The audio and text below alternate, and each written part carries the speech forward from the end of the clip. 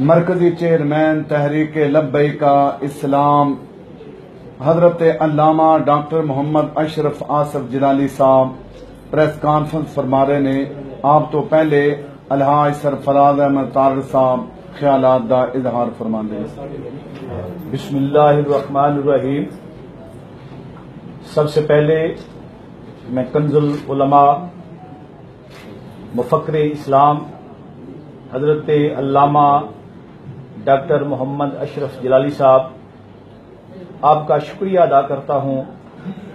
کہ آپ نے ہمیں خدمت کا موقع دیا اور آپ تشریف لائے ہماری دعوت پہ۔ سنی اتحاد کونسل پاکستان کے ڈویژنل صدر ہونے کی حیثیت سے ہم مفکر اسلام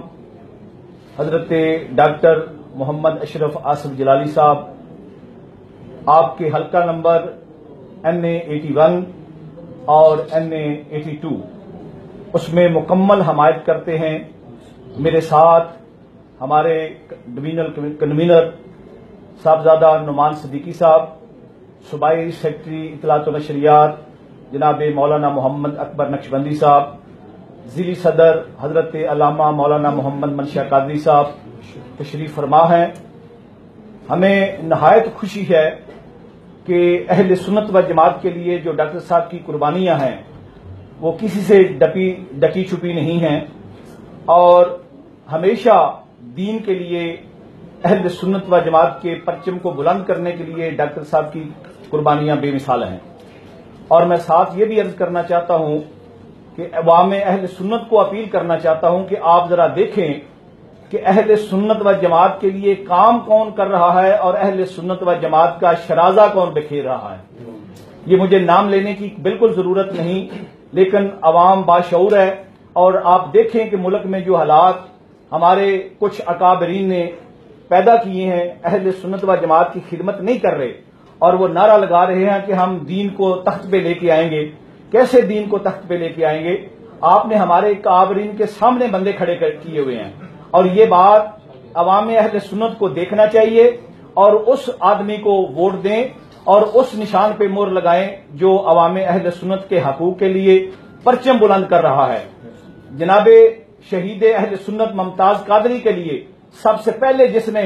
آواز اٹھائی وہ ڈاکٹر محمد آصف اشرف جلالی صاحب ہیں، اور باقی تو بعد میں سارے ملے ہیں۔ تو ہمیں عوام اہل سنت کو یہ سوچنا چاہیے، جس وقت ہم انگوٹھے چومتے ہیں نبی پاک علیہ الصلوۃ والسلام کے نام پہ، تو پھر ہمیں یہ بھی دیکھنا چاہیے کہ جب انگوٹھے لگانے کا وقت آئے تو ہم اس کا پرچم بلند کریں، اس کا ساتھ دیں جس نے دین کے لیے اور اہل سنت و جماعت کے لیے کام کیا ہے۔ یہ جو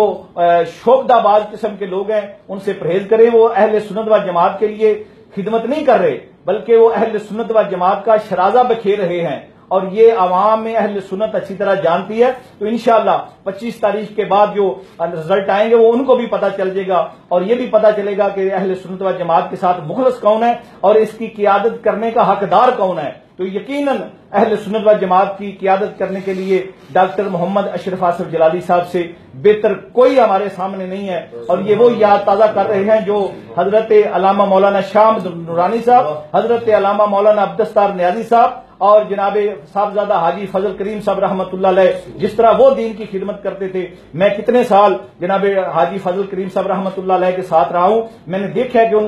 ان کے دل میں درد تھا اہل سنت و جماعت کے لیے، عوام اہل سنت کے لیے، وہی درد ڈاکٹر صاحب میں ہے۔ تو اسی لیے ہم ڈاکٹر صاحب کی بھرپور حمایت کرتے ہیں، جہاں پہ بھی ہمارا تعلق ہے، اور میں عوام اہل سنت سے بھی گزارش کروں گا کہ یہ جو شوخدہ باز قسم کے لوگ ہیں ان سے بچیں، اور اہل سنت و جماعت کی قیادت کو آپ اس کا پرچم بلند کریں، ان کا ساتھ دیں، جس طریقے سے بھی آپ ساتھ دے سکتے ہیں۔ جہاں پہ تعلق ہے، جہاں پہ رشتہ داری ہے، جہاں پہ دوستانہ ہے، ان سے ریکویسٹ کریں کہ آپ جناب ڈاکٹر محمد اشرف جلالی صاحب کو ووٹ دیں اور توپ کے مور پہ نشان لگائیں اور اہل سنت و جماعت کا پرچم ہمیشہ کے لیے بلند کریں۔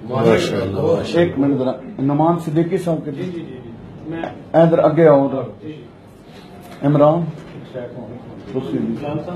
اگے آؤ جلدی ذرا۔ اگر تسی محسوس نہ کرو تو اے چارے اٹھ کے تے پیچھے آ جاؤ۔